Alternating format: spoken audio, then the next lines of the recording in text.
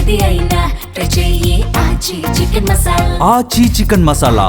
పశ్చిమ బెంగాల్ అసెంబ్లీ ఎన్నికల వేళ రాజకీయ సమీకరణాలు వేగంగా మారుతున్నాయి. అభ్యర్థుల ఎంపికలో అసంతృప్తి, ఎస్ఐఆర్ ద్వారా ఓటర్ల జాబితాలో జరిగిన భారీ మార్పులు అధికార టీఎంసీతో పాటు విపక్ష బీజేపీకి సవాల్గా మారాయి.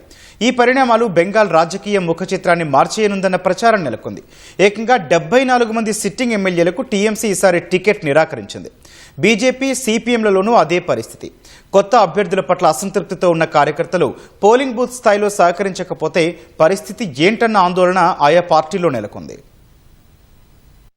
బెంగాల్లో అభ్యర్థుల జాబితాలను ప్రకటించగానే అన్ని ప్రధాన పార్టీల్లో నిరసనలు చెలరేగి భారీ ఎత్తున రాజీనామాలకు దారితీశాయి. తృణమూల్ కాంగ్రెస్ ఏకంగా 74 మంది సిట్టింగ్ ఎమ్మెల్యేలకు మొండి చేయి చూపింది. అవినీతి ఆరోపణలు ఎదుర్కొంటున్న వారిని పక్కన పెట్టి యువతకు అవకాశం ఇవ్వాలన్న అధిష్టానం నిర్ణయంపై తిరుగుబాటు మొదలైంది. హరిశ్చంద్రపూర్లో 3 సార్లు ఎమ్మెల్యేగా గెలిచిన తాజ్ముల్ హుస్సేన్ పక్కన పెట్టి గతంలో బీజేపీలో ఉన్న మతియూర్ రెహమాన్ కు టికెట్ ఇవ్వడంపై తీవ్ర నిరసన వ్యక్తమవుతోంది. తనను పార్టీ వంచిందని హుస్సేన్ ఆవేదన వ్యక్తం చేశారు. అమదంగా, చిమ్సురా వంటి నియోజకవర్గాల్లో కూడా సీనియర్లను పక్కన పెట్టడంపై కార్యకర్తలు రోడ్లపైకి వచ్చి టైర్లను తగులబెట్టి నిరసనలు తెలిపారు.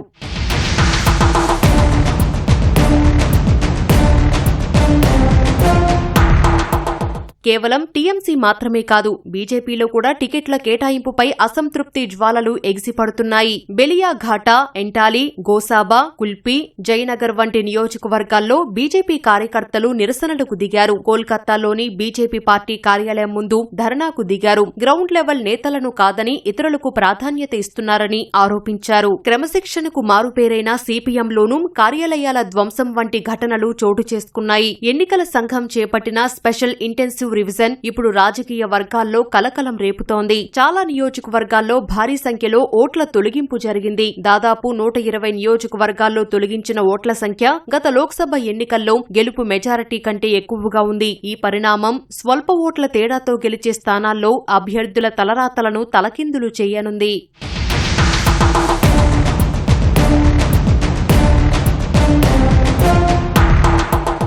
బెంగాల్ అసెంబ్లీ ఎన్నికలు ఏప్రిల్ 23, 29 తేదీల్లో 2 విడతలుగా జరగనున్నాయి. కొత్త అభ్యర్థుల పట్ల అసంతృప్తితో ఉన్న కార్యకర్తలు పోలింగ్ బూత్ స్థాయిలో సహకరించకపోతే అది పార్టీల గెలుపు అవకాశాలను దెబ్బతీసే ప్రమాదముంది. మమతా బెనర్జీ తన ప్రజా సంక్షేమ పథకాలపై నమ్మకం పెట్టుకోగా బీజేపీ తన సంస్థాగత బలాన్ని నమ్ముకుంది.